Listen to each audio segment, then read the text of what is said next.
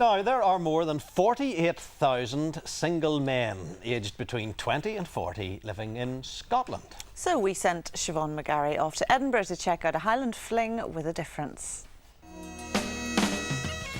Ah yes, the glorious glens, the majestic castles. The Scottish scenery is indeed breathtaking and a huge attraction for holidaymakers. But Scotland's Tourist Board reckon it's hit on an even bigger attraction, the allure of the Caledonian male, preferably in a kilt. And we're not talking William Wallace or Robert the Bruce. Their Data Hot Scot contest promised women from around the world a glimpse of what's on offer, with 20 hot Scots profiled on their website. 90,000 lassies in all visited the website in the hope of dating a hot Scot. And at the weekend, the 10 winners from as far away as New Zealand spent the weekend in Edinburgh. The highlight of the girls' weekend, dinner in the spectacular Edinburgh Castle with Caroline Connor from Coleraine flying the flag for Northern Ireland. You won a competition to date a hot Scot. I did. Have you dated a hot Scot this weekend? I have not dated a hot Scot this weekend, but there's still time. Hand on heart. I honestly, hand on heart, I have not dated any hot Scots so far. How have you enjoyed the weekend? It's been excellent. We've had such good crack. The guys are a lot of fun, and the girls have all got on really well, especially today. I think we all bonded whenever we were out on the tour bus together, so it's been really, really great. Everybody's been such good fun. Now, Duncan, I think, was the ultimate hot Scot, and he got a lot of votes on the website. Honest opinion? It's not too bad. It's not too bad.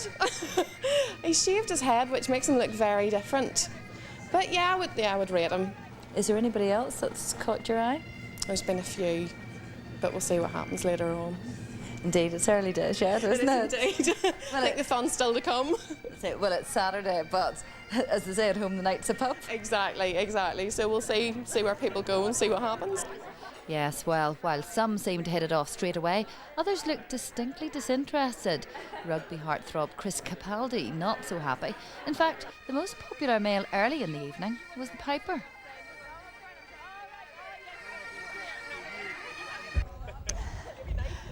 Well, the lads and lassies are on their way to see the crown jewels, but judging by the way the wind's blowing those kilts, they could see them sooner than they think. But back to business, and speaking of business, what a clever marketing ploy by the Scottish Tourist Board, but perhaps a tad sexist. Well, I don't think so. I think everybody sees the fun in this, and we have got so many male icons in Scotland as well. Going back, of course, to Sean Connery, but Ewan McGregor, and anywhere you go in the world, folk are always going to ask you about men in kilts. And I just hope that in the course of the last 4 days, their hearts have melted at the sight of all the wonderful historic buildings, the landscapes, the lochs, the mountains and what have you. And I'm certain they're telling me anyway that they're going to go home and tell all their friends and family to come back here on holiday. And that's what it's all about. And as the candles flickered and the wine flowed, it was clear by the body language there was definitely some chemistry. You can spill the beans. Who's the hot toddy round the table, or who's the miss that everybody's after? I think there's a lot of very, very good-looking girls from lots of different parts of the world. I'm clearly going to be very diplomatic here and not spill the beans. Aren't you? Yeah. But so do you think there's any chance that romance will blossom in Bonnie Scotland this weekend? Well, I'm not too sure. We should maybe just leave that camera rolling and find out what goes on in the next few hours. And that's exactly what we did. Dinner over, it was time for some music and dancing. No, not that sort of dancing. This sort of dancing.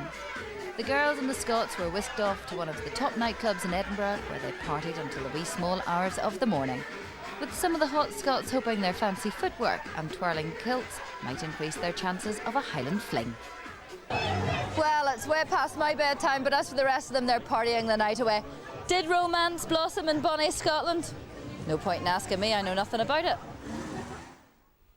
Well, the person who would know joins us now. Caroline, did you get a hot Scot?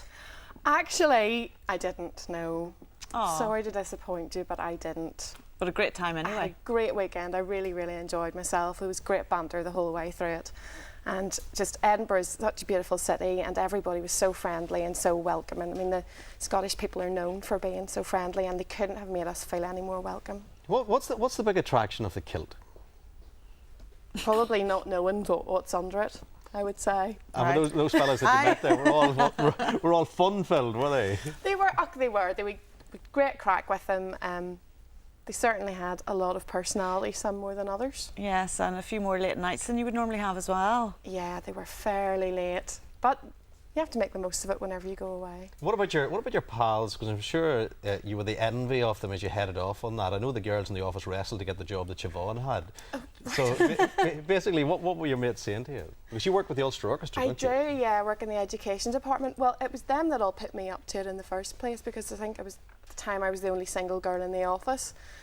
So they have all been very encouraging. They were a little disappointed whenever I told them that I hadn't found love, but you never know. Well, your friend Naomi looked quite happy. I think we can see some pictures here. Oh, really? Oh, you see, camera misses nothing. It doesn't, you're right. Naomi's on a winner. Some would say, yes. He's a good-looking lad. So you're single, you're in Northern Ireland, so who are you looking for fellow-wise here?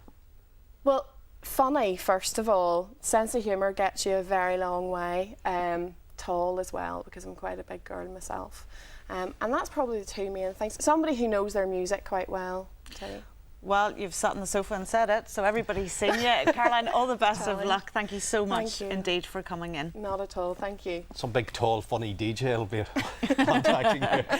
Now, still to come on the programme, Julian is here with all the soap news. And if you were a tourist exploring Belfast on a Sunday morning, would you be impressed? Well, you can find out after the break. All right.